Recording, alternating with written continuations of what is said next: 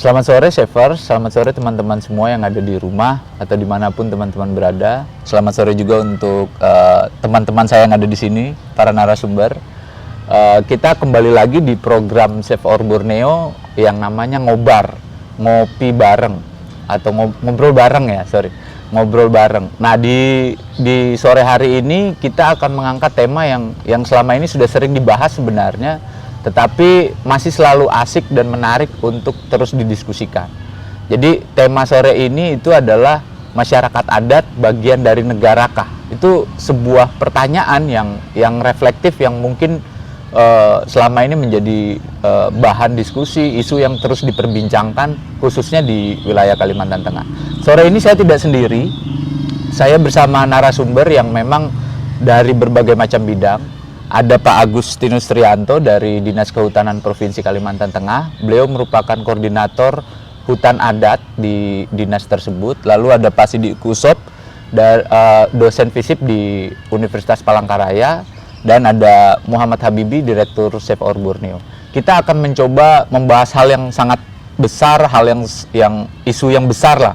Tapi kita coba bawa di meja yang dengan santai, dengan sederhana, sambil ngopi, sambil minum teh.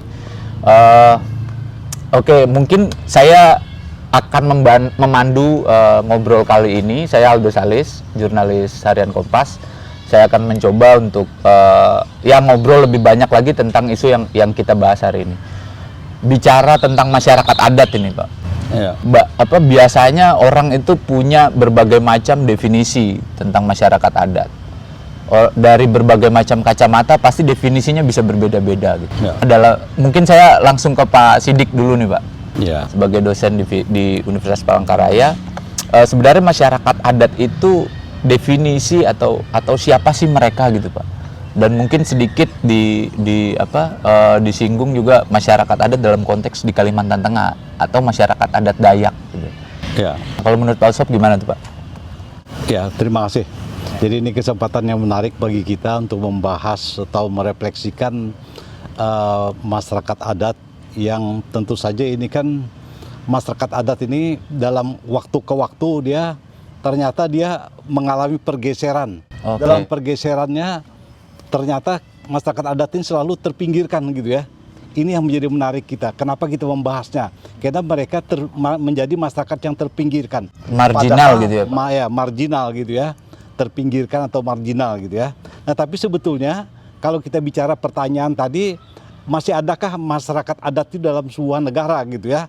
Maka jawabannya adalah negara itu ada karena ada masyarakatnya. Okay. Salah satu masyarakat itu adalah masyarakat adat gitu ya. Dan seluruh Indonesia ini dengan keragamannya itu adalah sebetulnya masyarakat adat. Karena mereka memiliki karakteristik masing-masing di masing-masing wilayah. Mereka memiliki nilai-nilai budaya masing-masing yang baik itu bersumber dari nilai-nilai keagamaan mereka gitu ya, atau memang mereka tumbuh berdasar kebudayaan yang ada dalam suatu wilayah di Indonesia tadi gitu ya.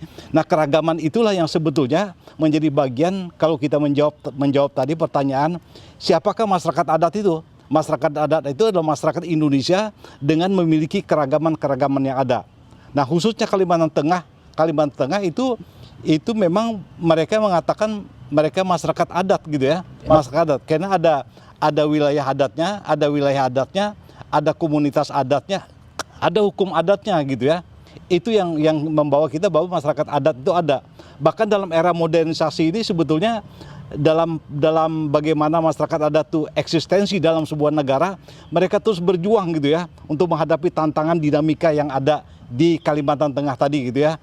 Nah, perjuangan itu kita akan lihat bagaimana kita awali dulu dari Rapat Damai Tumbang Anoy gitu ya. Okay. Rapat Damai Tumbang Anoy 1894 gitu ya. Dia lahir 1894 itu Rapat Damai Tumbang Anoy menghentikan pertikaian antar sesama orang Dayak tadi gitu ya. Nah, itu artinya itu dia ada sebelum negara itu ada. Nah, dalam Rapat Damai Tumbang Anoy itu disepakati bahwa perselisihan tidak ada lagi kayo mengayo ya, yang dikenal dengan 3H tadi, Hakayo, Hajipen, Habunu gitu ya. saling mengayau, saling membunuh, dan saling memperbudak itu tidak ada lagi setelah rapat damai Tumbang Ano itu. Nah, kalau ada lagi perselisihan tentang hakayau bunuh tadi, maka diselesaikan berdasarkan hukum adat yang berlaku dalam wilayah adat.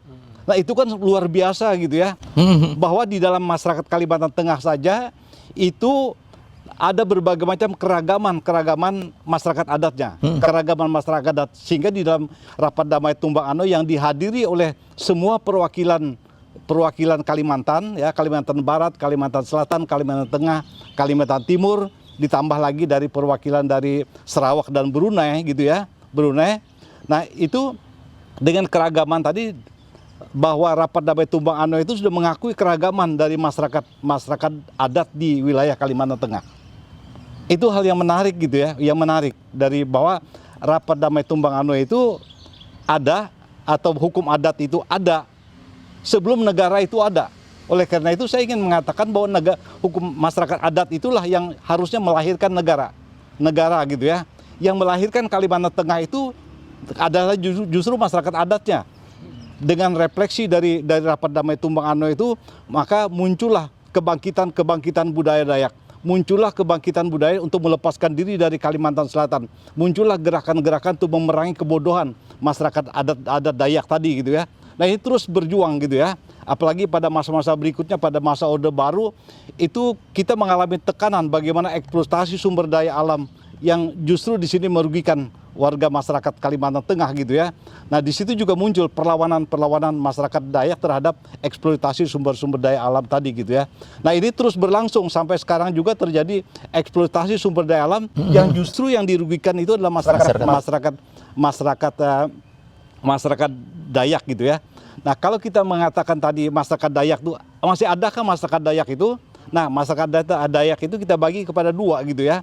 Masyarakat adat itu yang masih kuat mempertahankan adat Dayak itu adalah masyarakat yang berada di hulu bagian sungai, karena das, daerah aliran sungai ya.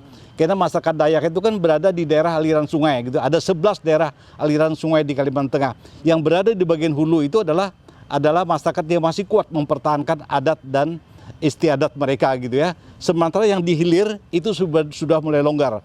Tapi bukan berarti yang di hilir ini, yang di kota ini mereka mengabaikan adat.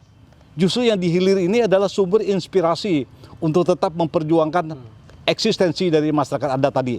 Nah, itu. Kemudian lagi kita lihat lagi dari pengakuan dari Undang-Undang Dasar 45, itu jelas sekali masyarakat adat, eksistensi masyarakat adat itu diakui. Itu Undang-Undang Dasar 45 gitu ya.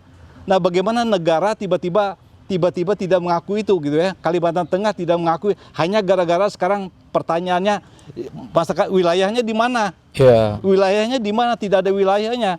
Hukum adatnya ada, masyarakat adatnya ada gitu ya. Nah, komunitas adatnya ada, tapi wilayahnya di mana? Wilayah itu kan sebetulnya sebuah kesepakatan saja gitu ya. Kesepakatan saja. Kalau memang kita ada niatnya untuk pengakuan terhadap masyarakat adat tadi, maka wilayah adat itu pun sebagai sebuah kesepakatan. Berdiri negara itu kan ada kesepakatan kita. Kesepakatan untuk memerdekakan Indonesia tadi ya. Nah, ini masyarakat adat juga gitu ya. Nah, tapi pertanyaan saya adalah bagaimana perjuangan selama ini? Ya, tantangan kita bagaimana perjuangan masyarakat adat pada sekarang ini gitu ya, untuk menghadapi dinamika pembangunan yang ada sekarang ini. Ya, itu mungkin nanti semoga akan terjawab. Tapi sudah banyak dijelaskan oleh Pak Sidik bahwa ada satu kalimat yang menurut saya menarik, bahwa negara itu sebenarnya lahir dari rahim masyarakat adat ya. Salah satunya juga hukum adat tadi gitu. Ya. Dan di Kalimantan Tengah itu diawali dengan adanya perjanjian Tumbang Ano yang kemudian membentuk atau menjadi tonggak peradaban masyarakat adat Dayak khususnya gitu ya. Nah, gimana kalau negara ngelihat masyarakat adat? Ke Pak Agus dulu. Mungkin ya nggak hanya definisi ya, tapi bagaimana negara melihat masyarakat adat itu sekarang gitu, gimana Pak? Ya, terima kasih atas kesempatan. Selamat sore kepada kita semua. Jadi terkait dengan masyarakat adat, bahwa negara sudah mengakui adanya masyarakat adat.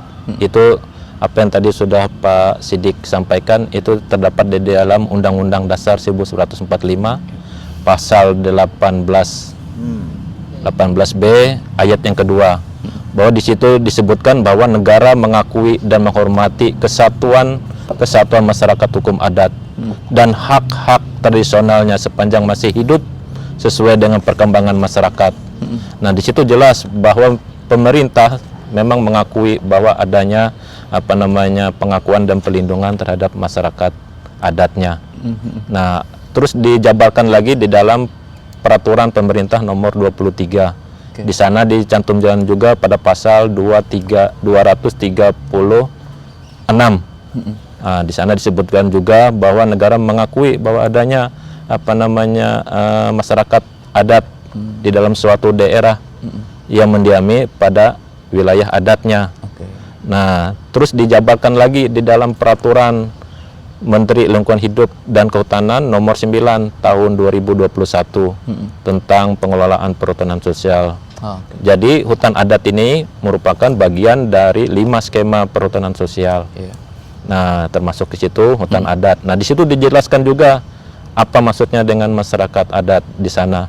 Mereka mendiami suatu wilayah adat mereka yang mereka tempat tinggal mereka itu memang turun-temurun dari nenek moyang mereka. Malah masyarakat adat ini kan memang sudah ada pada saat zamannya kolonial Belanda. Jadi apa yang disampaikan Pak Sidik tadi memang benar, bahwa kemerdekaan kita memang lahirnya dari masyarakat adat kita. Mereka memang sudah bermukim di suatu wilayah itu memang sudah lama. Nah, bagaimana pemerintah bagaimana pemerintah mengakui, melindungi keberadaan mereka. Nah, sekarang sudah ada peraturan yang terkait dengan pengakuan dan pelindungan masyarakat adat di suatu wilayah. Nah, bagaimana kita lagi memfasilitasi dari pemerintah, baik itu pemerintah provinsi, kabupaten, dan juga pemerintah pusat. Nah, memberikan pengakuan itu, bagaimana kita memfasilitasinya dalam usulan-usulan hutan adat itu, supaya mereka bisa memiliki hutan adat itu. Jadi mereka bisa mengelola hutan adat itu dengan sebaik-baiknya. Kelestarian hutannya terjaga. Terus masyarakat hukum adatnya bisa mengelola sumber daya alam yang ada di wilayah adatnya. Nah, aku kira itu dulu. Menarik gitu Pak. Dan disampaikan bahwa secara definisi dari berbagai macam kebijakan itu bahwa masyarakat adat itu dia mendiami suatu wilayah gitu kan Pak. Tapi di sisi yang lain, entah ini mungkin kontradiktif atau enggak, bahwa wilayah itu meskipun sudah diakui, tapi tetap harus diupayakan menjadi wilayah adat, wilayah kelola adat, dan hutan adat. Begitu banyak frase yang digunakan sebenarnya dalam berbagai macam kebijakan, dan mungkin pengertiannya bisa beda-beda. Tapi apakah wilayah kelola adat itu bisa diartikan dengan hutan adat itu Pak?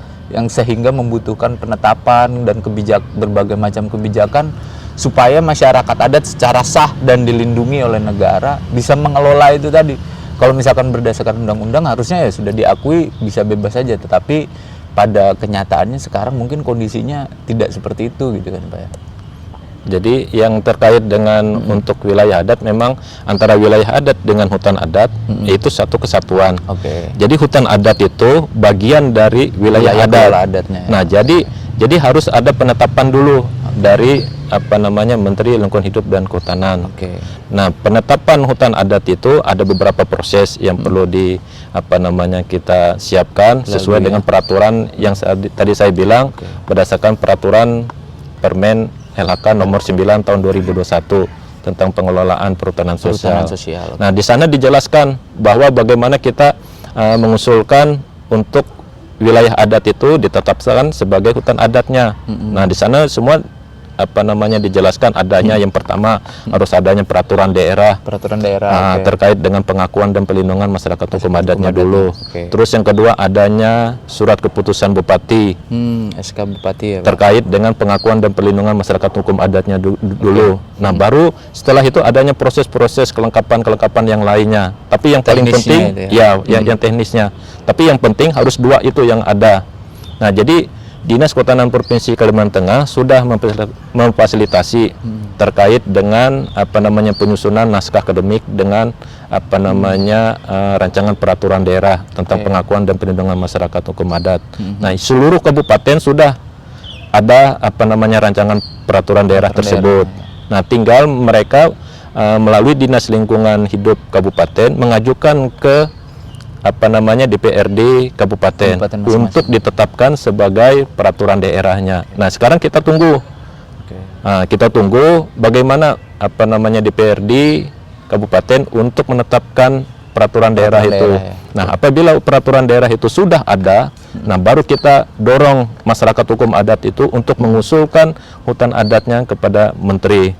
Nah, sekarang di Kabupaten Gunung Mas sudah ditetapkan hutan adat sekitar 15. Ya.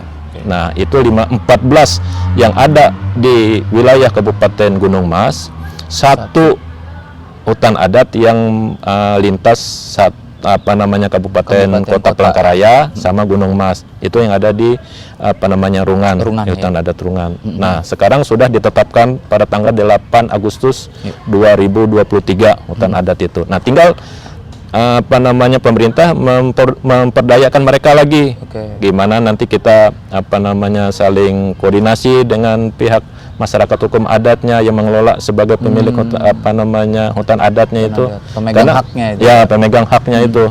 Jadi setelah ditetapkannya apa namanya hutan adat itu oleh menteri, jadi dia lepas dari hutan negara. Jadi yang sepenuhnya mengelola hutan adat itu apa namanya komunitas masyarakat hukum adatnya. Saya kira itu dulu. Siap, makasih Pak. Itu informasi yang menurutku jadi angin segar untuk masyarakat hukum adat dimanapun berada di Kalimantan terutama ya, bahwa sudah ada nih 15 hutan adat di Gunung Mas dan satu hutan adat juga sudah pernah ditetapkan juga di Pulang Pisau. Jadi total ada 16 hutan adat. Nah, kita akan balik lagi Severs untuk bicara lebih banyak lagi soal masyarakat adat dan wilayah kelola adatnya. Terima kasih Pak Agus, tadi jawabannya menarik banget. Tapi kita coba ngobrol lebih jauh lagi tentang kondisi nih. Saya mau masuk ke kondisi masyarakat adat khususnya di Kalimantan Tengah. Mungkin Habibie yang selama ini juga sering turun ke lapangan, bahkan juga ikut mendampingi masyarakat adat dalam mengupayakan supaya mereka bisa mendapatkan pengakuan dan perlindungan. Sebenarnya masyarakat adat kita, terutama di Kalteng itu kondisinya seperti apa? Baik-baik aja nggak sih sebenarnya gitu? Mungkin itu ya pertanyaannya. Kalau Habibie ngeliatnya gimana, Bi? Ya, jadi kalau saya berangkat dari informasi yang disampaikan oleh Pak Sidik tadi ya, bahwa sebenarnya di Kalimantan Tengah ini untuk masyarakat Dayak itu sebenarnya cukup syarat menjadi masyarakat hukum adat itu kan. Dalam konteks hari ini ya, di mana masyarakat Dayak atau masyarakat adat Dayak di Kalimantan Tengah itu dia punya aturan, kemudian juga punya wilayah. Aturan itu maksudnya hukum adat. Aturan hukum adatnya begitu. Kemudian juga ada lembaga yang dibentuk atas suatu bentuk struktur yang ada di dalam masyarakat. Misal ya, kalau kita bicara di Kalimantan Tengah itu ada ada Damang. Ada Damang, di mana Damang ini dia selain sebagai lembaga, dia juga punya aturan di sana yang kemudian menetapkan aturan adat yang berlaku di wilayah dia begitu. Nah, cuman memang dalam konteks hari ini berkenaan dengan masyarakat adat atau masyarakat hukum adat, karena ada dua hal ini kan, ada frasa yang berbeda, ada masyarakat adat, kemudian ada masyarakat hukum adat.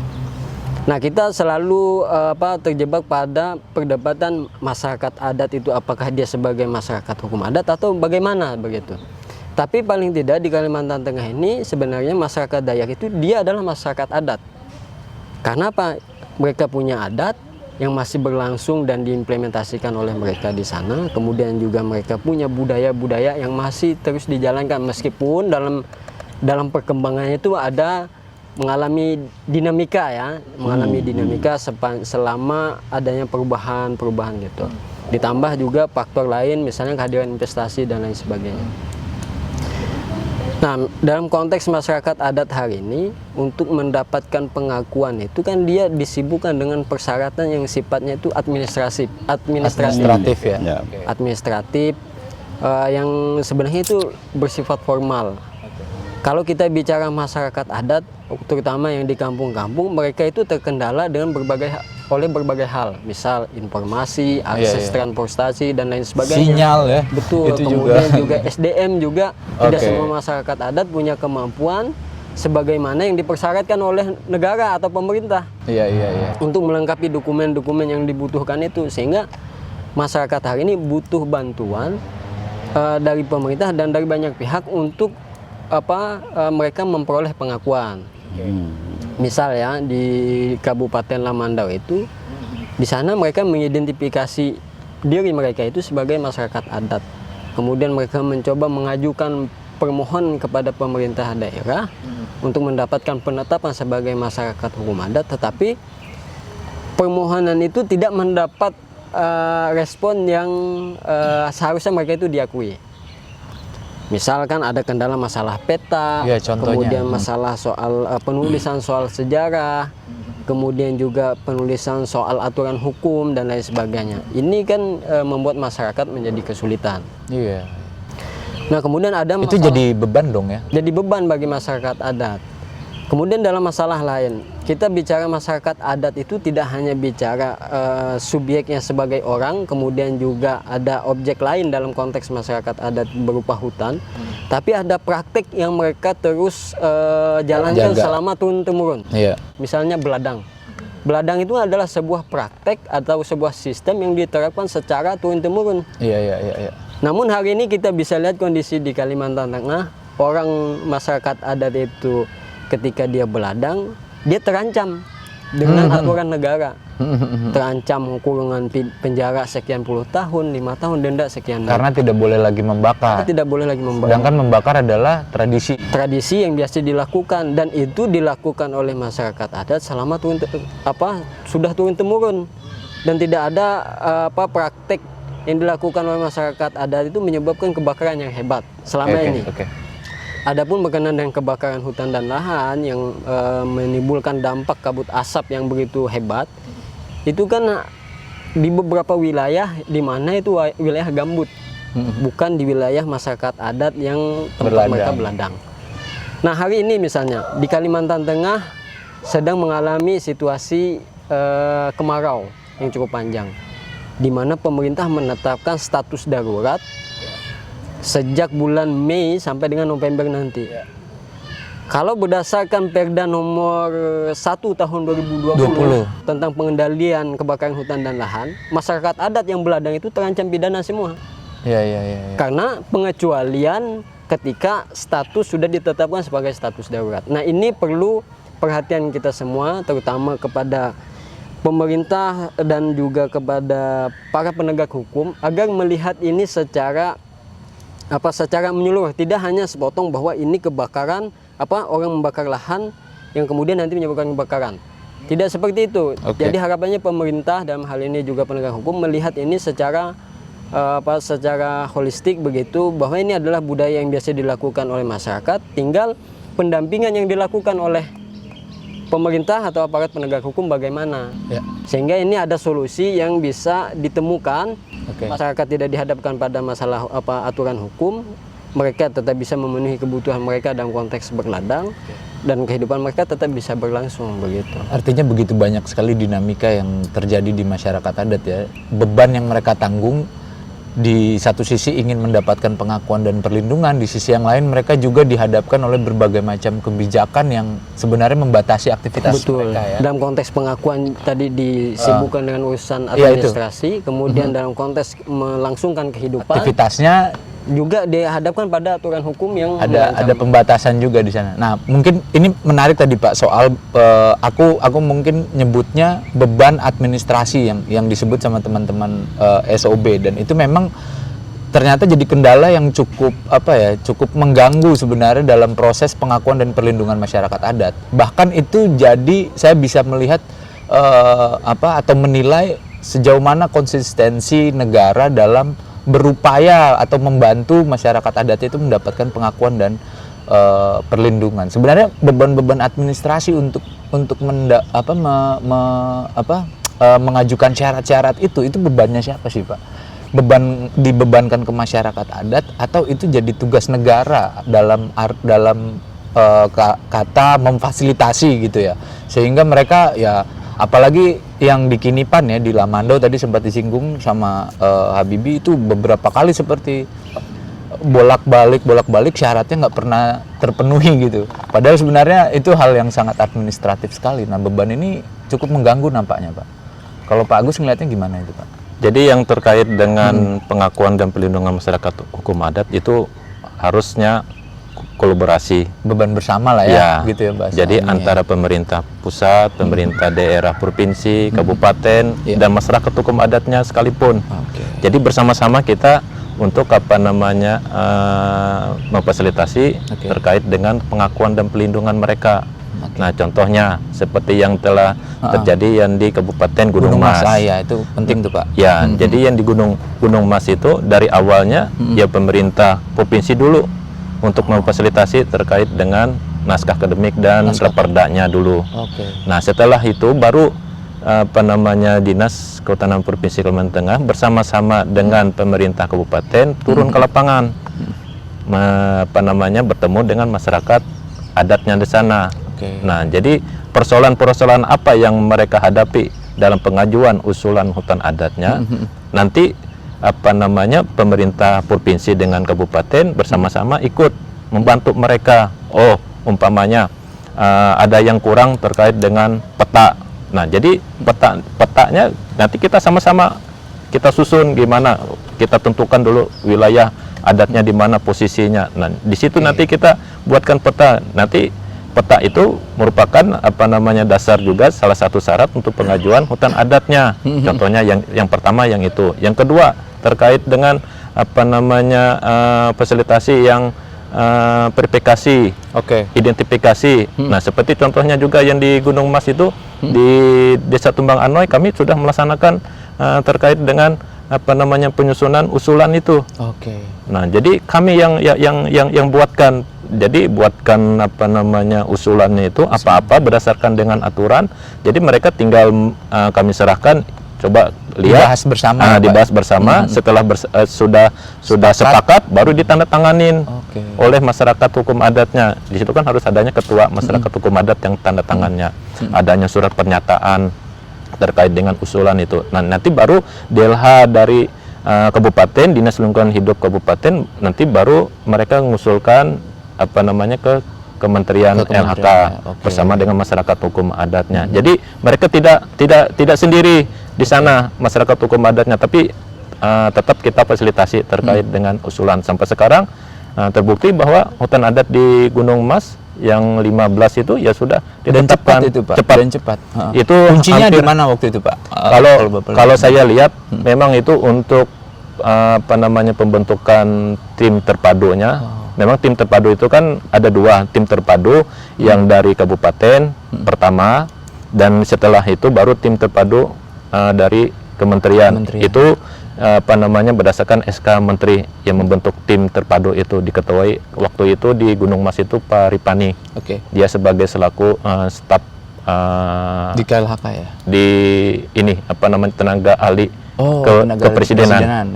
Nah, jadi bersama-sama dengan Kementerian LHK, bersama dengan Dinas Kehutanan, bersama dengan pemerintah Kabupaten Gunung Mas.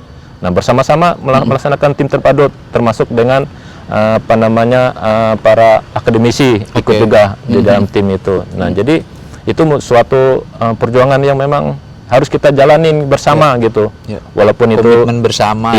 Komitmen bersama. Karena kita lihat memang sulit, tapi pada saat kita jalan bersama itu semua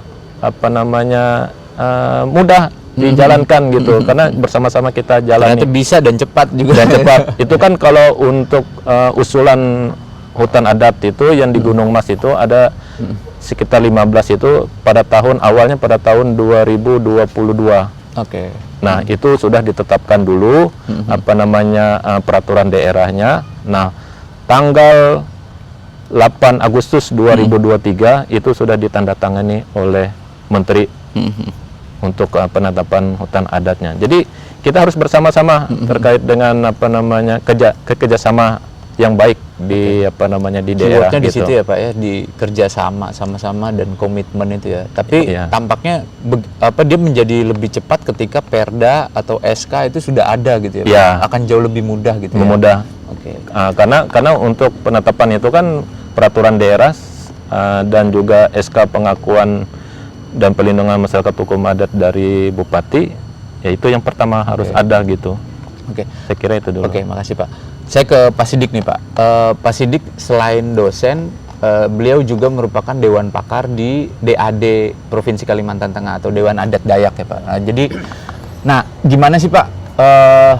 Apakah Dewan Adat Dayak sebagai sebuah lembaga juga organisasi itu juga membantu atau punya upaya-upaya untuk mendorong pemerintah di kabupaten kota di Kalimantan Tengah ini untuk segera gitu Pak menerbitkan perda, menetapkan perda atau menerbitkan SK atau mengakui dan melindungi masyarakat adatnya. Kalau DAD ngelihatnya itu gimana ya? Ada upaya apa aja sih Pak yang dilakukan DAD? Ya, Dewan Adat Dayak itu kan sebuah organisasi apa itu ya, berhimpunnya dari orang-orang baik itu dari akademisi, Iya. dari tokoh masyarakat, kemudian juga dari masyarakat adatnya juga ada gitu ya di sana ada ya. Nah, jadi tentang masyarakat adat, tentang bagaimana perjuangan mereka terhadap masyarakat adat tadi. Nah, di sini Dewan Pakar. Jadi saya tidak akan mewakili dari teman-teman yang lain gitu ya. Tapi saya mewakili saya sebagai pakar, Dewan Pakar dari Dewan Adat Dayak itu. Tentu saja ini kan memberikan pemahaman yang jelas tentang adat Dayak itu gitu ya. Nah, bagaimana pengadilan adat Dayak, bagaimana hak-hak masyarakat adat Dayak gitu ya, bagaimana tadi hutan adat Dayak, bagaimana budaya Dayak, bagaimana cultural heritage gitu ya, benda-benda budaya yang kita katakan sebagai adat tadi gitu ya. Nah, hutan adat itu salah satu gitu ya, salah satu dari apa yang dimiliki oleh masyarakat Dayak, yang diakui sebagai sebuah hutan yang sakral gitu ya. Nah, di dalam hutan yang sakral itu sebetulnya hutan adat itu jadi ada fungsi ritual gitu ya di sana. Ada fungsi ritual, ada fungsi sosial, ada fungsi identitas dari sebuah komunitas adat tadi gitu ya. Nah, itu yang benar kita pahami. Kemudian lagi kita memahami bagaimana sih sebetulnya wilayah adat yang dari hutan adat tadi. Hutan adat itu ada wilayah inti, ada zona intinya gitu ya. Ada zona vali ya. Zona vali yang zona wilayah penyangga katanya tadi gitu ya. Itu tapi istilahnya itu kan istilah Dayak itu kan sebenarnya hutan inti ya, hutan keramatnya itu zona inti. Kemudian zona penyangganya itu wilayah Pali. Ya. Wilayah Pali itu wilayah yang tidak boleh diganggu gitu ya. Baru setelah itu baru wilayah kelola. Oke. Nah, jadi itu dasar itu juga harus dipahami betul gitu ya. Jadi bukan tiba-tiba oh inilah jumlahnya luasnya sekian. Nah, tapi kita harus paham betul itu Zona-zona tadi itu ya. Wilayah zona intinya tadi ya. Hutan keramat itu zona inti. Kemudian wilayah Pali. Wilayah Pali itu adalah wilayah yang tidak boleh diganggu gitu ya, tidak boleh diganggu. Baru di situ adalah wilayah kelola. Nah, setelah wilayah Pali itu kita lihat bahwa di situ sudah ada yang berladang di situ gitu ya. Ada yang berladang, ada perkebun misalnya. Tapi di wilayah Pali itu tidak boleh. Tidak boleh. Sama sekali tidak boleh. Nah, itu bagaimana kita memahami itu gitu ya. Nah, di situ ada kelembagaan kita, ada kelembagaan Damang Kepala Adat yang berhak punya tanggung jawab untuk mengatur mengenai hak-hak masyarakat adat tadi gitu ya. Itu jelas sekali gitu ya, peran Damang Kepala Adat tadi gitu ya. Ada mantir di tingkat desa dan ada damang yang lebih luas lagi di tingkat kecamatan gitu ya. Nah, itu yang perlu kita pahami. Yang kita pahami betul. Jadi kita juga menyangkut masalah wilayah adat tadi, kita kenal juga ada wilayah kelola, ada wilayah jelajah gitu ya. Wilayah kelola itu 5 km gitu ya. Kiri kanan sungai sebetulnya itu ya. Kemudian ada wilayah jelajah. Wilayah jelajah itu di atas 5 km, 10 km gitu ya. Karena dia tidak bisa ulang-alik lagi. Tidak bisa ulang-alik gitu ya. Sehingga dia harus membuat pasah. Membuat pasah di sana, tempat tinggal sementara di situ gitu ya. Pondok gitu ya, Pak. Pondok gitu ya. Tapi ketika banyaknya orang lama-lama di sana, usaha bagus, akhirnya itu menjadi kampung juga. lewo juga gitu ya, menjadi lewo bisa juga sana gitu ya. Karena tempat-tempatnya bagus untuk usaha dan segala macam gitu ya. Nah, jadi itulah, apalagi sekarang ini misalnya tempat mencari kayu yang untuk bangun rumah yang khusus gitu ya. Kemudian lagi mencari obat-obatan gitu ya. Itu jauh dari kampung mereka gitu ya. Nah, itu wilayah kelola mereka. 10 km mereka tidak bisa ulang-alik gitu ya. Nah, jadi jelas. Kemudian lagi kita lihat lagi ada yang namanya sekarang yang sudah tergerus gitu ya. Tergerus itu adalah Upun Tanggiran. Upun Tanggiran itu daerah Mantangai itu paling banyak dulu itu ya. Lebah madu gitu ya, lebah madu. Jadi Upun Tanggiran itu pohon yang sangat tinggi, sekali tinggi dibandingkan dengan yang lainnya. Kemudian di situ ada lebah madu di situ bersarang di situ gitu ya. Lebah madu. Nah, di situ kepemilikan komunal. Kepemilikan komunal dari masyarakat adat gitu yang ya. ada di situ. Nah, jadi sekarang itu kan tidak ada lagi itu. Karena sudah ada perkebunan sawit yang berada di sekitar mereka dan lebahnya pun tidak mau lagi, walau pohonnya ada tapi dia tidak ada lagi gitu ya. Itu kan jasa lingkungan yang diberikan alam kepada masyarakat gitu ya. Oke. Tapi kalau kita lihat di Sumatera ya, itu harimau itu dipelajari wilayah jelajah harimau berapa, ya. kemudian di-inklap wilayah harimau tadi gitu ya. Bahkan kita memberi makan harimau. Di sini alam itu memberikan kehidupan bagi masyarakat dan itu wilayah menjadi kepemilikan komunal. Tapi itu hilang sekarang, bergeser, tidak ada lagi gitu ya. Nah itu kan menjadi menarik. Kemudian lagi cultural heritage gitu ya. Jadi cultural heritage itu benda-benda budaya seperti sandung, pantar, sapundu ya. Itu perangkat tiwah itu ya. Itu bukan sederhana, itu sakral gitu ya. Bahkan disitulah sumber-sumber seni budaya Kalimantan Tengah. Karena di situ ada seni ukir, ada seni pahat, ada seni tari gitu ya, yang berkembang di masing-masing wilayah adat tadi gitu ya. Juga di situ. Musiknya di situ juga. Jadi ini sebenarnya bagi negara sebagai pembina tadi harusnya paham betul gini ya. Karena tugas masyarakat negara itu membina, bukan melarang seperti teman kita tadi gitu Habibie ya. Bukan melarang, Anda tidak boleh berladang ya. Tidak boleh menambang rakyatnya, tidak begitu gitu ya. Anda akan dihukum kalau itu ya. Tidak begitu. Karena tugas negara itu membina. Membina, bukan melarang gitu ya. Dia beri jalan dulu ya Pak ya, nggak langsung nangkap lah gitu. Dalam diskusi mengenai perladangan itu, Pak, kami sebetulnya berladang itu kan ada tata caranya. Sebelum kami membakar, kami akan membuat tatas dulu, Pak. Membuat tatas dulu. Sehingga dia tidak akan menjalar ke sana, Pak. Pada waktu pembakaran, teman-teman yang punya lahan di sana dia harus hadir. Kalau tidak hadir, mereka itu terkena denda adat. Itu jelas sekali di hukum adat itu ya. Jelas mereka akan terkena denda adat. Bahkan pada waktu saya diskusi dengan masyarakat tadi, Pak, kami bisa. Bukan hanya sekedar mereka teman-teman yang memiliki lahan di situ yang akan hadir gitu ya berdasarkan hukum. Tapi kami siap handep, gotong royong pada waktu membakar itu supaya dia tidak terjadi kebakaran. Dijaga betul gitu ya. Jadi disitulah kita bagaimana kolaborasi pemikiran dari negara, dari masyarakat tadi gitu ya. Kita pakai cara-cara masyarakat ini, kita kembangkan pemikiran-pemikiran mereka. Ini jalan pintas yang dilakukan. Tidak boleh begitu ya. Bahkan ada hukuman tadi.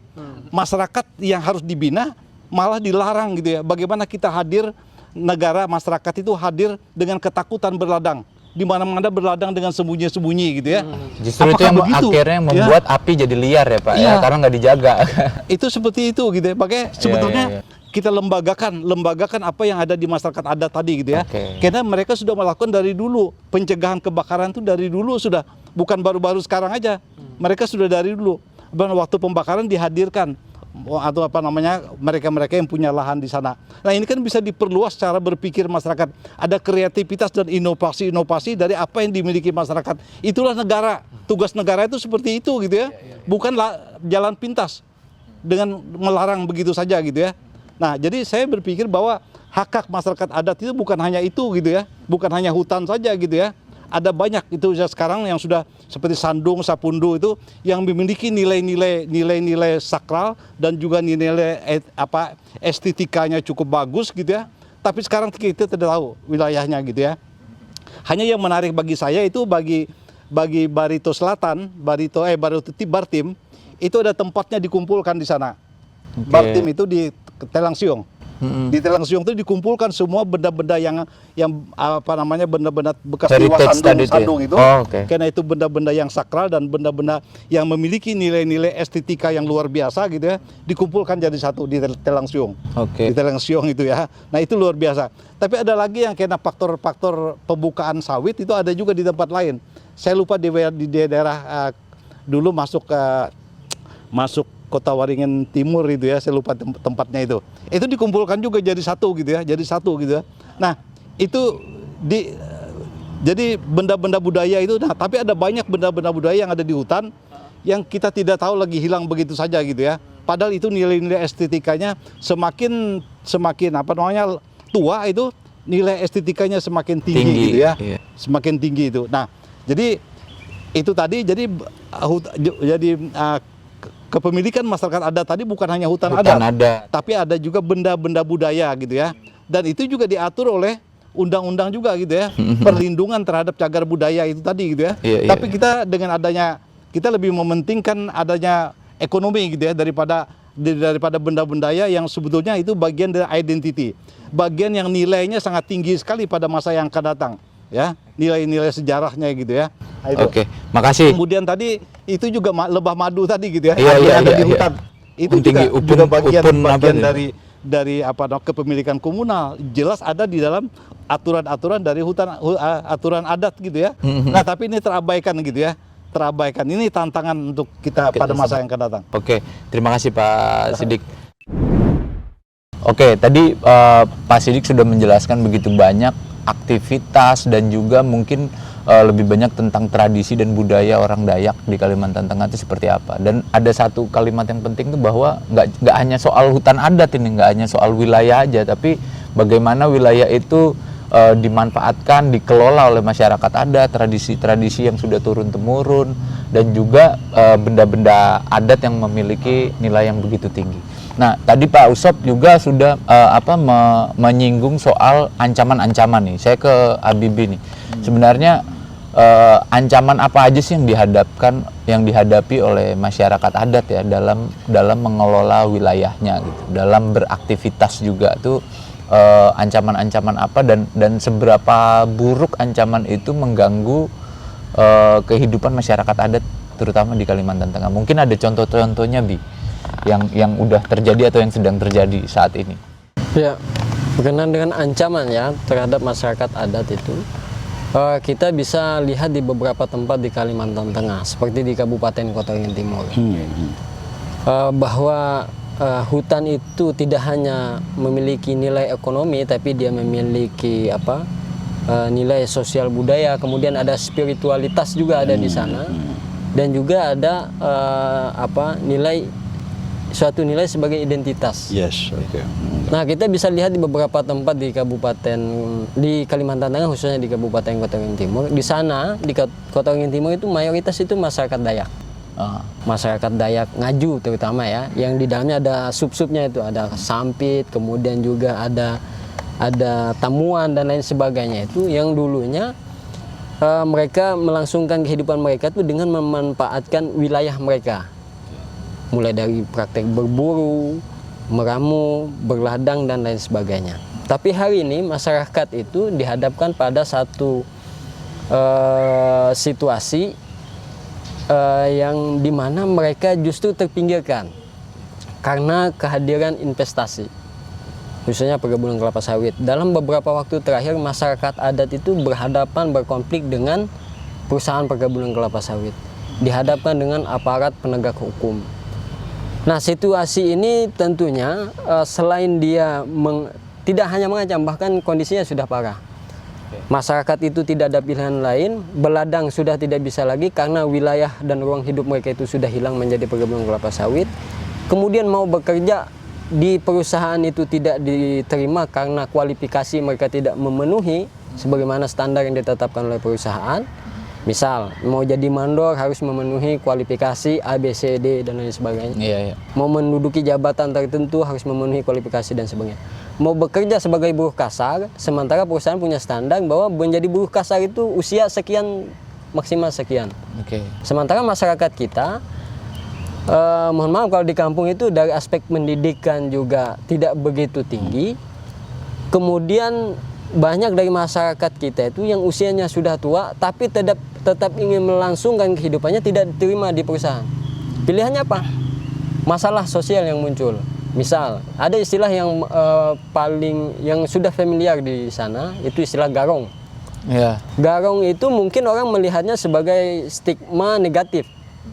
Sebagai stigma negatif kepada masyarakat yang mengambil buah sawit di wilayah perusahaan. Tetapi bagi masyarakat itu adalah salah satu cara bagi mereka untuk tetap bertahan hidup. Mungkin bagi mereka bisa hidup tanpa harus melakukan mengambil sawit, tapi untuk anak dan istri mereka seperti apa? Sorry, kalau boleh dipotong, garong itu istilah yang muncul begitu saja atau itu ada istilah dalam maksudnya istilah Dayaknya ya? Bukan, jadi garong itu istilah yang digunakan terhadap para pelaku pengambil buah sawit di wilayah perusahaan. Yang dituduh mencuri-mencuri. Tuduh mencuri begitu.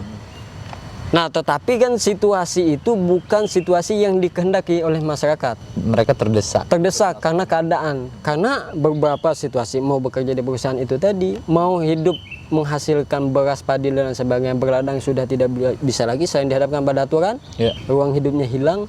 Kemudian mau bekerja yang lain, misalnya memanfaatkan hutan sebagai wilayah berburu, sebagai wilayah kelola, mereka sudah tidak bisa lagi. Situasi itulah yang kemudian menyebabkan mereka melakukan perbuatan yang menurut hukum negara itu adalah perbuatan pidana. Ada contohnya nggak, Bi? Yang sedang terjadi saat ini? Dalam kasus terakhir yang pernah didampingi oleh kami itu kasus teman-teman Jamnya SWAT dan kawan-kawan itu berkonflik dengan salah satu perusahaan besar di sana. Masyarakat protes meminta lahan mereka dikembalikan, tetapi masyarakat dihadapkan pada situasi yang tidak jelas. Masyarakat tidak diberikan haknya, kemudian juga kewajiban perusahaan dari aspek mensejahterakan masyarakat dalam membentuk kebun plasma dan kemitraan ini juga tidak direalisasikan. Kita bisa cek data realisasi perkebunan plasma dan kemitraan di Dinas Perkebunan itu sangat rendah sekali. Rendah ya? Dari target yang sudah ditetapkan oleh pemerintah sebesar 20%. Itu kalau nggak salah yang ujungnya mereka kira di penjara ya? Betul. Nah, akhirnya memunculkan protes di masyarakat karena protes tidak ditanggapi kemudian tidak dipenuhi. Akhirnya apa? Masyarakat melakukan panen. Sebenarnya panen massal itu sebagai bentuk protes mereka. Yang kemudian dalam perjalanannya itu diambil sawitnya, kemudian dilaporkan oleh pihak perusahaan. Dianggap mencuri. Betul, baru-baru ini juga seperti di daerah Surian Tengah ya. Surian Tengah betul. Surian Tengah juga ada situasi yang sempat menarik perhatian banyak pihak. Ya, rusuh bahkan. Ya, sempat ada gesekan antara masyarakat dengan perusahaan dan aparat kepolisian juga. Itu adalah situasi di mana masyarakat itu sudah terpinggirkan, ruang hidup mereka hilang, kemudian usaha untuk melangsungkan kehidupan mereka juga menjadi terbatas, sehingga pilihan-pilihan itulah. Nah, makanya kita perlu mendorong kepada pemerintah daerah. Kan ada contoh tadi seperti di Kabupaten Gunung Mas, tergantung political will dari pemerintah daerah. Mau atau tidak memfasilitasi masyarakat itu untuk melindungi hak-haknya. Ketika ada penetrasi dari pemerintah pusat untuk melakukan pengakuan, maka itu jalan. Tapi ketika tidak ada, akhirnya masyarakat berusaha sendiri, tidak difasilitasi. Mandek juga ujungnya. Begitu juga dalam hal lain ya, seperti beladang tadi, akhirnya masyarakat daripada aku ditangkap dan masuk penjara, lebih baik aku tidak beladang. Nah, situasi itu yang membuat masyarakat dari identitas mereka terancam, kemudian dari aspek kehidupan juga terpinggirkan. Beladang itu kan ada segudang pengetahuan yang dipraktekkan oleh masyarakat di sana. Betul. Ada handep, kemudian pengetahuan bagaimana memilih bibit, ya. Kemudian merawat bibit seperti apa, cara pengelolaan ladang misalnya tidak terbakar, meluas seperti apa, kan ada banyak pengetahuan. Menjaga bibit ratusan tahun kan itu ya, bibit yang terbentuk nggak sebentar. Makasih Bi. Kalau Pak Sidik melihatnya Pak, itu kalau dari penjelasannya Bibi tadi begitu runyamnya konflik itu Pak yang terjadi di tengah masyarakat Pak. Nah kalau DAD atau Pak Sidik sendiri ngelihatnya gimana sih Pak, ancaman dan konflik yang saat ini terjadi di masyarakat adat gitu? Ya, kalau saya dari Dewan Adat Dayak dan saya juga dari akademisi gitu ya. Betul Pak. Saya mengatakan bahwa sebuah perjuangan itu kan tentunya ada sebuah tahapan-tahapan gitu ya. Tahapan-tahapan. Masyarakat Dayak itu berjuangnya sebetulnya sudah menarik gitu ya. Menarik. Jadi ada gerakan-gerakan sosial gitu ya.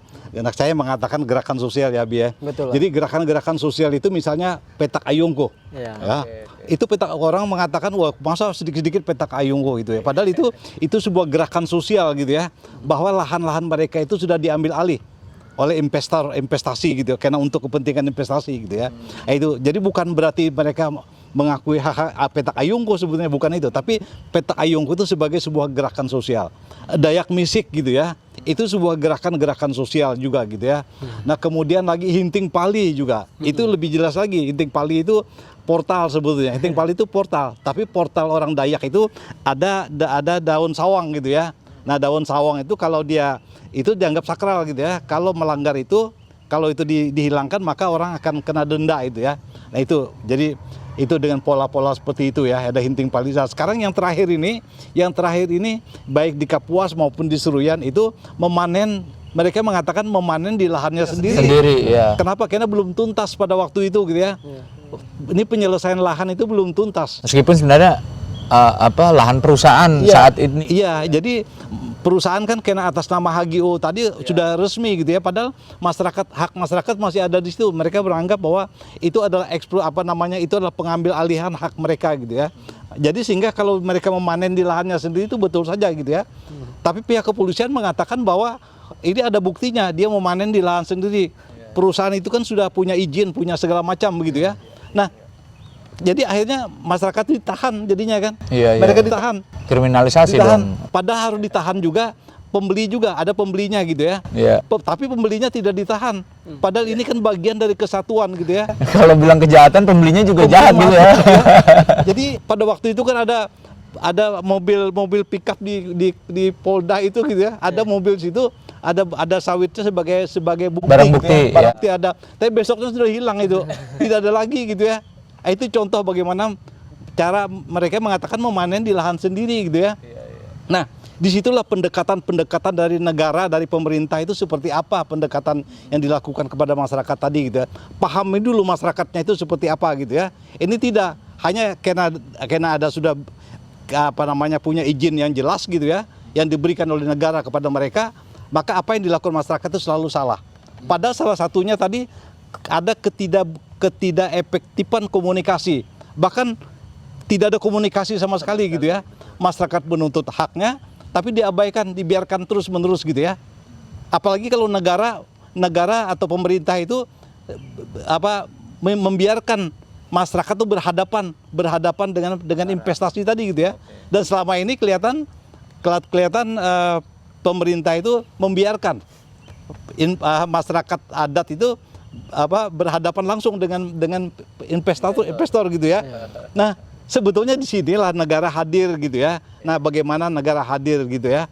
Bahkan di Perda nomor 11 nomor 5 tahun 2011 kalau tidak berapa nomor 5. Betul. Undang yaitu pengelolaan perkebunan berkelanjut Perda itu ya.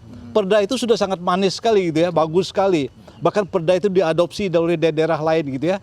Tapi implementasinya yang sama sekali tidak, terabaikan gitu ya.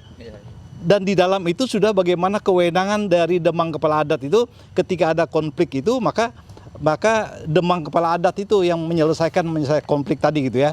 Baik antara masyarakat dengan masyarakat atau masyarakat dengan perusahaan. Kehadiran Demang itu menjadi bagian penting, Damang ya, Damang Kepala Adat tadi. Tapi Damang Kepala Adat juga sekarang itu kan menjadi longgar gitu ya. Menjadi independensinya dia punya independensi, kebebasan dia gitu ya. Tapi sekarang kebebasannya itu sudah digantikan dengan benda-benda yang lain gitu ya, yang akhirnya juga melunturkan independensi mereka. Keberpihakan kepada masyarakatnya juga mulai kendor juga gitu ya. Bukan tidak ada, kendor gitu ya. Kendor gitu ya perjuangannya. Tapi masih ada praktek-praktek di mana Damang tetap bisa menjadi menyelesaikan masalah lah gitu. Tapi di dalam hal-hal yang lain gitu ya, justru Damang penting. kasus-kasus yang terjadi di Kalimantan Tengah itu, misalnya pada waktu konflik dengan orang Dayak, terjadi pembunuhan di Bundaran Besar itu, justru Damang Kepala Adat itu diselesaikan berdasarkan adat. Padahal itu penembakan terhadap orang-orang Dayak gitu ya. Bisa diselesaikan, bisa didamaikan dengan hukum adat tadi gitu ya. Itu kan kemudian ada orang Dayak yang menabrak orang Jawa menabrak orang Dayak gitu ya di Palangkaraya ini. Itu menabrak mati orang Dayak tadi meninggal gitu ya. Tapi bisa diselesaikan secara adat. Betul. Ternyata itu bisa gitu ya diselesaikan secara damai. Karena prinsip dari Demang itu adalah prinsip perdamaian dan persaudaraan. Jadi ketika kita mendamaikan tadi, maka kedua belah pihak itu akan menjadi keluarga, menjadi saudara gitu ya. Nah itu. Makanya di dalam adat Dayak tadi, ketika dia mendamaikan tadi gitu ya, prinsip-prinsip perdamaian tadi, kemudian ketika itu dianggap sebagai pelanggaran yang berat, maka harus ditindaklanjuti lagi dengan upacara adat gitu ya, untuk mendamaikan dan diakui oleh para orang-orang yang hadir tadi gitu ya. Itu luar biasa gitu ya, dari cara-cara adat tadi gitu ya. Nah, harusnya adat ini menjadi bagian yang diperkuat gitu ya, bukan dilonggarkan, bukan dimatikan gitu ya. Ya yang penting mereka adalah. Jadi ya Bukan sekedar nama aja bisa gitu ya, ada, Pak? bisa juga tiada gitu ya. Akhirnya sekarang itu ya. Nah, sekarang waktunya kita memperkuat adat. Bagaimana memperjuangkan persoalan-persoalan adat ini, Damang harus berada di depan ya. Damang maupun Mantir itu bagian depan. Akhirnya Damang juga bisa menyelesaikan seperti orang hakim juga gitu. Wah ini salah, ini benar. Nggak bisa begitu. Damang tetap berada pada konsep perdamaian dan persaudaraan. Itu yang harus dipegang, bukan wah ini salah, ini benar. Tidak bisa begitu gitu ya. Nah, bagaimana kolaborasi pemikiran tadi bisa diselesaikan dengan cara damai. Jadi prinsip-prinsip itu harus terus dikokohkan, dikembangkan gitu ya. Nah, negara itu membina mereka gitu, dibina gitu ya, diperkuat mereka, bukan lalu Dikendorkan tadi itu, Pak. dikendorkan independensinya. Wah juga dengan ada investasi gitu gampang lah Demang dibayar juga misalnya seperti itu ya. Kita tidak ingin seperti itu gitu ya. Kita tidak ingin seperti itu. Kita justru ingin memperkuat posisi Demang Kepala Adat tadi gitu ya. Justru dalam era-era demikian, di era-era yang seperti inilah Demang itu kita butuhkan sebagai sebuah identitas dari sebuah komunitas masyarakat Dayak gitu ya. Bahkan saya sebagai orang kota masih mengakui nilai-nilai budaya Dayak tadi gitu ya. Yang sebetulnya justru nilai-nilai budaya Dayak itulah yang bersifat yang tidak kapitalis gitu ya. Tidak kapitalis. Dia juga human centered development, pembangunan yang berpusat pada manusianya gitu ya. Dan budaya Dayak itu adalah budaya yang memang bersifat memanusiakan manusia gitu ya. Bukan lalu manusia itu seenaknya saja, kamu lempar ke sana, pindah ke sana, geser ke sana, itu benda. Kita memperlakukan manusia, bukan memperlakukan benda gitu ya. Kamu tidak boleh ya berladang gitu ya, bukan begitu. Kita bina masyarakatnya seperti apa baiknya gitu ya. Itulah negara, harus seperti itu negara, memperlakukan manusia sebagai manusia. Apalagi berladang itu adalah bagian dari kehidupan mereka. Ya, seperti itu ya. Oke. Pak, terima kasih Pak.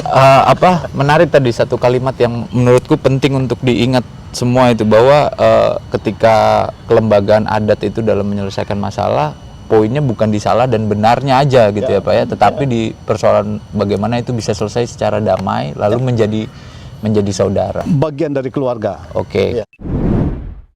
Oke, terima kasih Pak Sidik. Tadi menarik, Pak Sidik dan Habibie sudah menjelaskan atau menunjukkan kondisi masyarakat adat yang sekarang sebenarnya dihadapi dengan berbagai macam konflik gitu. Nah, mungkin aku ke Pak Agus. Pak, apakah dengan adanya pengakuan dan perlindungan masyarakat adat ya terutama ya, dan juga hutan adat, konflik-konflik tadi itu otomatis bisa terminimalisir Pak, atau bahkan mungkin bisa hilang gitu dengan adanya hutan adat diakui, masyarakat hukum adatnya diakui gitu? Apakah konflik-konflik itu hilang gitu Pak? Jadi melihatnya gimana Pak? Saya kira gini, yang terkait dengan apakah itu sudah ditetapkannya pengakuan dan perlindungan masyarakat hukum adat, apakah itu sudah ditetapkannya hutan adat, saya kira untuk konflik masih ada terjadi masih ada potensi seperti contohnya ada beberapa yang perhutanan sosial seperti hutan tanaman rakyat, terus hutan desa, nah terus hutan kemasyarakatan.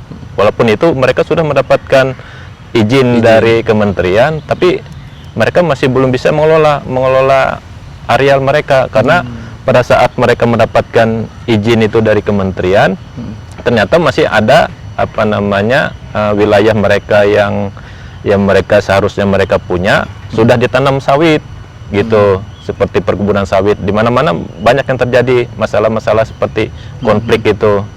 Nah, jadi mereka tidak sepenuhnya mereka bisa mengelola. Jadi mereka sudah mendapatkan izin, tapi mereka punya konflik. Nah, mereka ngurus konfliknya lagi. Jadi perlu ini campur tangan pemerintah terkait dengan konflik-konflik yang terjadi terkait dengan perizinan-perizinan dalam skema PS itu. Nah, karena skema PS itu kan ada 5.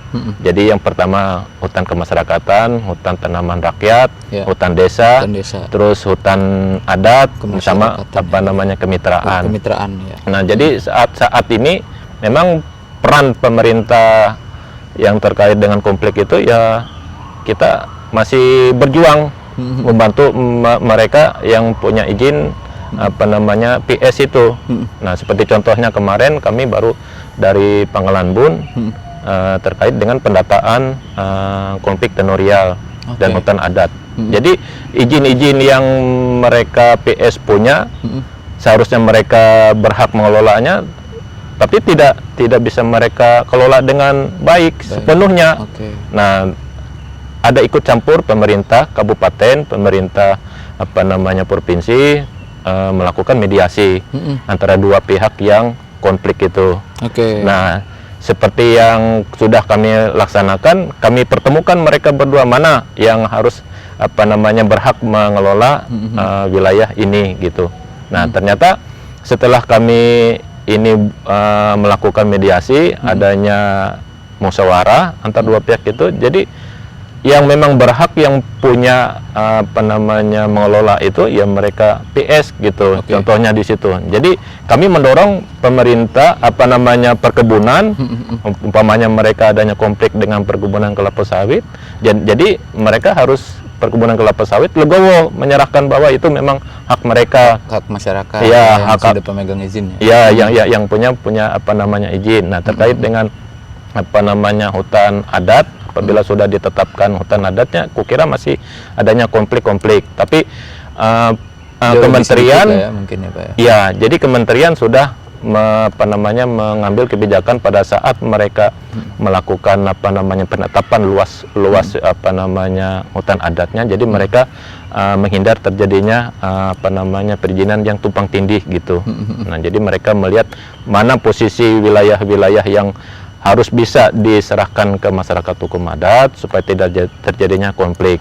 Nah, jadi konflik itu memang di mana-mana pun pasti apabila ada dua pihak yang berkonflik itu pasti harus ada penyelesaiannya. Nah, bagaimana pemerintah yang istilahnya menguasai di situ melakukan ini mediasi. Beberapa bentuk mediasi kan bermacam-macam gitu. Jadi dari banyak instansi juga mereka punya upayanya sendiri untuk bermediasi ya, Pak, ya, iya, di pemerintah, benar. ya. Nah, jadi yang contohnya yang terkait dengan konflik-konflik itu adanya instansi terkait yang tadi disampaikan, adanya dari Dinas Kehutanan, ada dari pemerintah kabupaten, ya, habis itu dari kepolisian. Betul. Apabila ada yang terkait dengan masalah tanah, harus adanya dari instansi BPN, Badan Pertanahan Nasional. Jadi adanya pertemuan-pertemuan seperti gitu. Nah, jadi kita ada titik-titik temunya, titik kesepakatan bersama di situ. Jadi kita ngambil keputusannya lebih dua pihak ini menerima keputusan-keputusan itu apabila saling menguntungkan Mungkin dua pihak gitu. Betul. kalau pendekatannya seperti itu harusnya dia bisa mengurangi konflik-konflik besar seperti kriminalisasi tadi sampai berujung penjara ketika pemerintahnya proaktif gitu ya Pak ya untuk turun bisa menengahi lah gitu dengan atau memediasi antara pihak-pihak berkonflik. Kalau pendekatannya seperti itu mungkin jauh lebih baik ya Pak ya. Ya. Jadi untuk mediasi itu kan harus ngambil keputusan secepat-cepatnya. Betul. Jangan sampai berlarut-larut terkait dengan keputusan yang mau diambil gitu. Karena kalau kita berlarut-larut ngambil keputusan, nah jadi terjadinya seperti yang tidak kita inginkan, adanya anarkis, kerusuhan, pengambilan buah sawit. Iya. Nah seharusnya pemerintah mengambil keputusan secepat-cepatnya. Nah, jadi harus ada tertulis kesepakatan bersama itu. Tidak boleh diulur-ulur waktunya. Jadi harus segera gitu. Gimana kita buatkan schedule jadwal untuk pertemuan antara dua yang berkonflik itu. Saya kira itu dulu. Bisa lebih cepat selesai dan mungkin lebih baik dibanding ketika pendekatannya pidana gitu ya Pak. Ya. Oke, makasih Pak Agus. Bi, tadi udah dijelasin Bi. Dan kita udah dengar sendiri begitu ya cukup panjang lah sebenarnya proses untuk bisa menetapkan hutan adat dan mengakui masyarakat hukum adatnya. Apa sih Bi kalau dari pandangannya Habibie maupun SOB, apa sih kelebihan-kelebihan ketika sekelompok masyarakat hukum adat ini sudah mendapatkan hutan adatnya? Sudah mendapatkan hak-haknya, apa sih yang mereka bisa lakukan terhadap selain bebas mengelola ya, ada kelebihan apa lagi itu? Apakah mereka masih akan terancam dengan izin-izin investasi? Apakah masih ada potensi itu ketika sudah mendapatkan hutan haknya? Kalau tadi dengar dari cerita kan di skema perhutanan sosial lainnya ternyata masih ada tuh konflik-konflik lainnya dengan perkebunan, dengan apa? Bagaimana dengan hutan adat? Ya, jadi memang kalau konflik itu memang pasti ada ya, tergantung kualitasnya seperti apa. Apakah kualitas konfliknya itu rendah, menengah atau tinggi gitu kualitasnya gitu. Tapi paling tidak dengan masyarakat diakui sebagai subjek hukum, dari penguasa wilayah, pengelola wilayah itu, maka dia menjadi jelas paling tidak di situ. Karena selama ini masyarakat mendiami satu lokasi, kemudian datang investasi dengan modal izin usaha atau hak guna usaha dan lain sebagainya, dihadapkan pada hukum yang sifatnya positif atau formil, masyarakat tuh kadang-kadang posisinya kalah. Kalah di situ dia. Tetapi paling tidak dia masyarakat mempunyai status dengan diakui sebagai masyarakat adat atau masyarakat hukum adat, itu level mereka tuh sama paling tidak. Sehingga dengan situ kan SK-nya itu penetapan perlindungan, pengakuan dan perlindungan. Jadi diakui kemudian dilindungi, tidak hanya wilayahnya saja, praktek yang mereka lakukan selama ini harusnya juga dilindungi begitu. Kemudian dengan diakuinya itu maka ada proteksi. Selain oleh masyarakat adat itu sendiri, juga dengan adanya izin atau keputusan itu tadi. SK itu. Kemudian memproteksi wilayah mereka. Wilayah itu jadi terproteksi dengan sendirinya, karena ya sebenarnya masyarakat adat itu tanpa diakui mereka tetap sebagai masyarakat adat. Dia tetap bisa ngelola. Tetap bisa. Tapi apakah masyarakat adat akan mempertahankan haknya dengan praktek yang pernah dilakukan pada masa lampau? Kan tidak. Belum tentu, ya. Ya misalnya tadi kan ada perdamaian tumbang anoy karena ada praktek mempertahankan hak, ada mempertahankan kehidupan dengan cara-cara kayau, bunuh dan lain sebagainya, itu tadi kan tidak harus seperti itu sekarang. Disitulah peran negara dibutuhkan, dalam hal ini misalnya pemerintah daerah untuk menetapkan masyarakat adat sebagai pengelola wilayah begitu. Dengan begitu masyarakat adat juga paling tidak dari posisi itu setara paling tidak. Kemudian juga ada intervensi dari pemerintah untuk pendampingan dan pengembangan bagaimana praktek dari masyarakat itu bisa terlindungi oleh pemerintah atau negara kita begitu.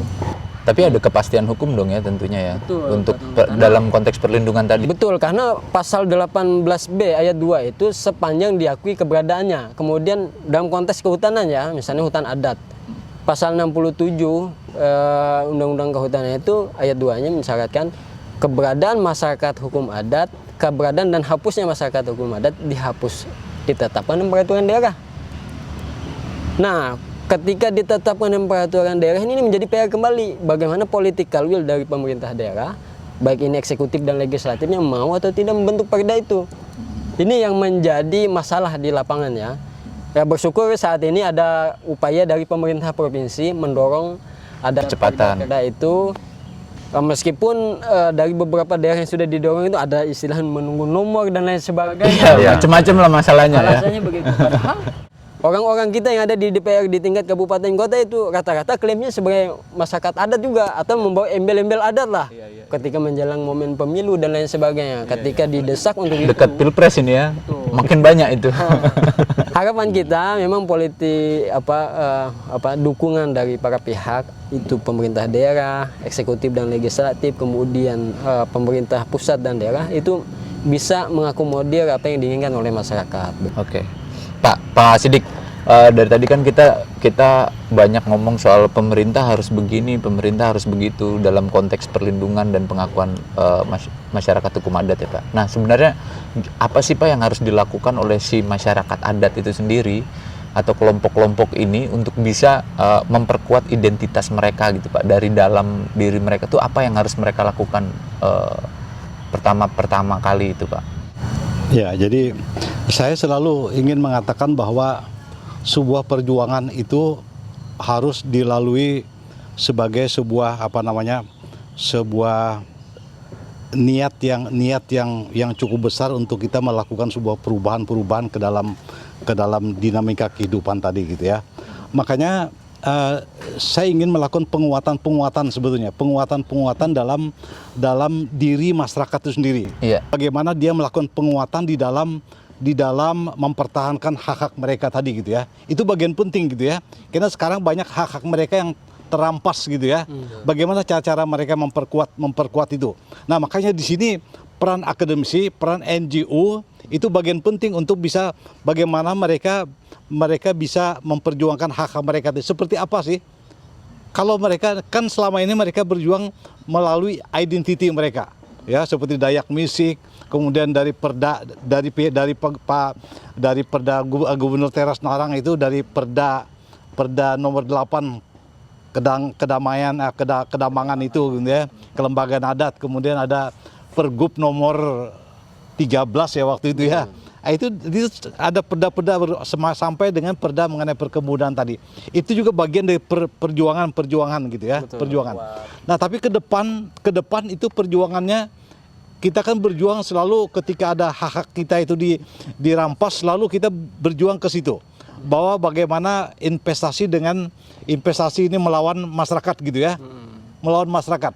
Sebetulnya perjuangannya sekarang itu harus berubah gitu ya, kepada bagaimana pendekatan secara ideologi dan politikal gitu ya, ideologi politik, bahwa sebetulnya apakah perusahaan itu juga tidak melanggar peraturan perundang-undangan gitu ya.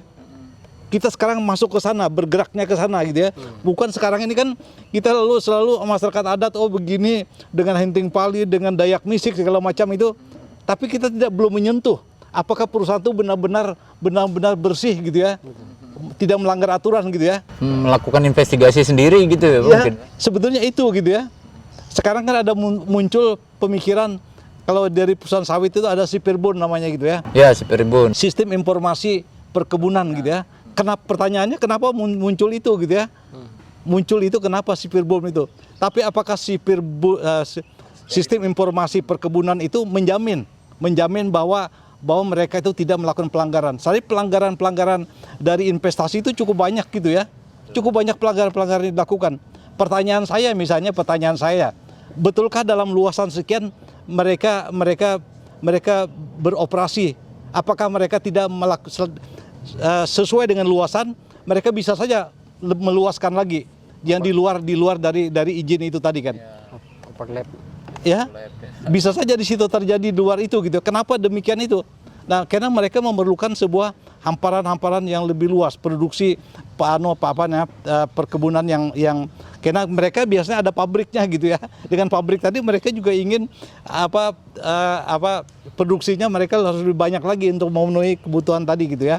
Nah, jadi perjuangan. Jadi saya mengatakan harus perjuangan masyarakat adat itu justru mulai mengalami pergeseran. Jangan hanya kita melihat oh ini masyarakat adat dengan dihadapkan dengan perusahaan, tidak. Sekarang bagaimana kita mendorong supaya kita paham betul bahwa masyarakat, para investor pun ada banyak melakukan kesalahan, bukan masyarakat saja gitu ya. Harus seimbang dong negara melihatnya gitu ya. Sipir bond salah satu cara dari pemerintah negara untuk tahu bahwa betul enggak perusahaan itu memenuhi persyaratan itu gitu ya. Karena ada berbagai macam form yang diberikan kepada mereka gitu ya. Nah, tapi semakin cerdik gitu ya, semakin cerdik kita membuat itu, pelanggaran pun semakin cerdik juga gitu ya. Semakin kreatif melanggar ya, Pak. Ya, praktek melanggar itu juga tinggi juga gitu ya. Tapi paling tidak kita tahu gitu ya, tahu bagaimana pelanggaran-pelanggaran yang juga dilakukan oleh para investor itu. Itu yang harus kita paham betul. Jadi perjuangannya bukan ke situ lagi, tapi bagaimana kita paham betul ada banyak pelanggar-pelanggar. Bahkan itu melanggar merugikan negara bahkan itu ya. Tapi kita seolah-olah Baik-baik saja. Baik-baik saja gitu ya.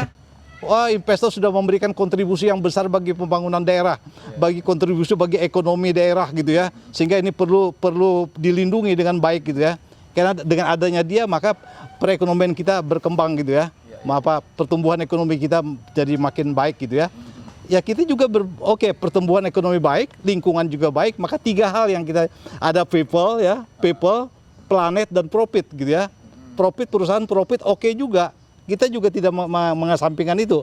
Itu bagian penting profit. Tapi people masyarakatnya juga harus sejahtera juga gitu ya. Kemudian tadi planet. Planetnya juga, lingkungannya juga gitu ya. Kita bicara tentang green economic gitu ya. Kalau saya bukan green economic, kalau Kalimantan Tengah, green green ekonomi sosial dan budaya. Karena ini menyangkut masalah kehidupan masyarakat lokal gitu ya. Budayanya tergusur, itu menjadi bagian identitas mereka yang terganggu, maka ini bisa saja menjadi konflik tadi menjadi sebagian bagian yang menjadi bagian yang bahkan ketika identitas mereka terganggu, maka ini bisa meledak gitu ya, dan juga kecepatan meledaknya sangat tinggi sekali gitu ya, kalau dibiarkan begitu. Sehingga negara itu harus betul-betul hadir gitu ya, ketika konflik tadi, jangan membiarkan investor dengan itu tadi gitu ya. Nah, tapi bagaimanapun kehadiran investor kita harus akui gitu ya, kita harus mengakui juga kehadiran investor. Tapi masyarakat juga harus diakui gitu ya, masyarakat adatnya harus diakui juga, bahkan mereka harus dibina dengan baik gitu ya. Nah, dan lingkungannya juga harus diperhatikan. Jangan dengan kita ada kontribusi yang bagi pertumbuhan ekonomi, lalu lingkungannya dibiarkan. Kita hanya menyebutkan green economic gitu ya. Padahal kita banyak melanggar green economic tadi. Nah, bagi Kalteng bukan green economic, tetapi adalah green sosial budaya ekonomi. Kalteng itu dengan konsep Hakam Belom itu H artinya saling, belom itu hidup. Saling menghidupkan, bukan saling mematikan gitu ya. Nah, itu yang penting itulah green ekonomi sosial budaya, Hakam Belom tadi. Kemudian simbol Batang Garing itu sebagai sebuah simbol yang harus dipahami dengan baik gitu ya. Bahwa itu adalah simbol bagaimana hubungan manusia, keserasian hubungan manusia dengan manusia, keserasian hubungan manusia dengan alam, dan keserasian manusia dengan Sang Pencipta tadi. Nah, jadi itu tidak sederhana diturunkan lagi ke dalam Belom Bahada tadi, salah satunya Hakam Belom tadi gitu ya. Nah, itu turun lagi bagaimana membangun kesadaran mereka terhadap lingkungan tadi gitu ya. Nah, itu lingkungan dan kehidupan sosial ekonomi. Makanya saya mengatakan bahwa jangan sampai ela tempon petak menanasare, tempon kajang bisa puat, tempon uyah betawa bele. Jangan masyarakat adat itu terpinggirkan dalam dinamika kehidupan yang semakin maju gitu ya. Tapi mereka tertinggal, termarginalisasi oleh dinamika pembangunan tadi. Nah, disitulah saya ingin mengatakan, tapi bukan kita mengharap belas kasihan. Masyarakat adat saya tidak ingin mengatakan ada masyarakat adat yang meminta belas kasihan. Tapi bagaimana mereka secara mandiri juga memperjuangkan hak-hak mereka tadi gitu ya. Nah, inilah dalam 2003 ini ada bermunculan gerakan-gerakan sosial yang dilakukan ya. Tetapi disitulah peran negara harus betul-betul bagaimana membina mereka, sehingga kita berharap bahwa ada kolaborasi pemikiran dari investor dan juga dari masyarakat seperti apa kita supaya kehidupan bersama yang belum bahadat tadi itu bisa berlangsung gitu. Karena investor seperti sawit tadi dia bisa 1 periode umur manusia gitu ya. Begitu dia tanam nanti 25 tahun lagi dia akan itu Replanting. replanting gitu ya. Itu dibusukkan, tanam lagi di sampingnya gitu ya. Berikutnya lagi 3 kali tanam bisa gitu ya. Jadi 1 umur manusia. 180 tahun. Bagi investor yang dalam waktu yang lama tadi, maka dia harus memberikan kesan yang terbaik bagi masyarakat seperti apa. Bahkan bisa mengkolaborasikan pemikiran-pemikiran masyarakat ini menjadi bagian. Jadi masyarakat bagian dari perusahaan, perusahaan juga bagian dari masyarakat. Itulah harapan kita dengan pemikiran people, planet, dan profit tadi gitu ya. Oke. Makasih Pak Sidik, itu saya kira udah cukup untuk menutup ngobrol kita sore ini nih. Tapi menarik Savers bahwa hari ini kita bicara tentang masyarakat adat apakah bagian dari negara. Dari perbincangan atau dari obrolan kita sore ini tuh kita tahu bahwa ternyata ada begitu banyak kebijakan, aturan dan perundang-undangan itu yang sebenarnya sudah mengakui keberadaan masyarakat adat gitu. Dan sudah ada beberapa contoh kelompok-kelompok masyarakat adat yang sudah diakui di Kalimantan Tengah begitu beserta hutan adatnya. Tapi di satu sisi dari obrolan ini juga kita tahu bahwa ada banyak sekali ancaman-ancaman yang pernah terjadi dan bahkan sedang terjadi saat ini yang dihadapi oleh masyarakat adat gitu. Jadi semakin kebutuhan untuk agar pemerintah melindungi dan mengakui masyarakat adat beserta hutan adatnya, beserta wilayah kelola adatnya maksud saya, itu menjadi sangat tinggi dan mungkin urgensinya jadi begitu tinggi juga ketika dihadapkan dengan wilayah adat pun sekarang sudah mulai dicaplok-caplok dalam tanda kutip ya, atau dimasuki oleh investasi-investasi baik perkebunan maupun pertambangan yang kemudian memunculkan begitu banyak konflik. Jadi aku pikir ini akan tetap menjadi diskusi yang menarik ke depannya di program ngobar-ngobar atau di isu-isu lainnya bersama Save Our Borneo. Terima kasih Savers, tetap bersama Save Our Borneo di program ngobrol bareng. Kita akan ketemu lagi di isu-isu yang lain. Terima kasih juga Pak Habibie, Pak Sidik, Pak Agus atas informasi yang begitu menarik, informasi yang ya kita mendapatkan begitu banyak informasi baru terkait dengan masyarakat Tukumadat. Kita berharap ke depan kehidupan masyarakat adat jauh lebih baik, terutama di Kalimantan Tengah. Terima kasih dan selamat sore.